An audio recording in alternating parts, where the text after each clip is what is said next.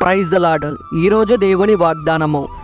ధైర్యము తెచ్చుకొని నీ హృదయమును నిబ్బరముగా నుంచుకొనుము. యెహోవా కొరకు కనిపెట్టుకొని ఉండుము. కీర్తనల గ్రంథము 27వ అధ్యాయం 14వ వచనం. వాక్యము విన్నారు కదా. మీ కొరకు చిన్న ప్రార్థన. కళ్ళు మూసుకోండి. మీరు ప్రార్థనలో అడిగి ఉన్న వాటిని మీరు పొందుకొని ఉన్నారని, అవి మీ జీవితంలో జరిగి ఉన్నాయని నమ్మండి. నమ్ముట నీ వశమైతే నమ్మువానికి సమస్తము సాధ్యమే. ప్రార్థన. పరమండలమునందున్న మా ప్రియ పరలోకపు తండ్రి, మీ ఘనమైన పాదములకు స్తోత్రాలు నాయన. ఇప్పుడు ఈ వాక్యము విన్నటువంటి ప్రతి బిడ్డను దీవించి మీ పరిశుద్ధమైన హస్తములతో వారిని ఆశీర్వదించండి తండ్రి. వారి కుటుంబంలో ఎవరైనా రోగులు ఉంటే వారిని మీ కుమారుని రక్తముతో కడిగి స్వస్థపరచండి. ఆ కుటుంబానికి మీ రక్షణ మార్గం తెలియపరచండి.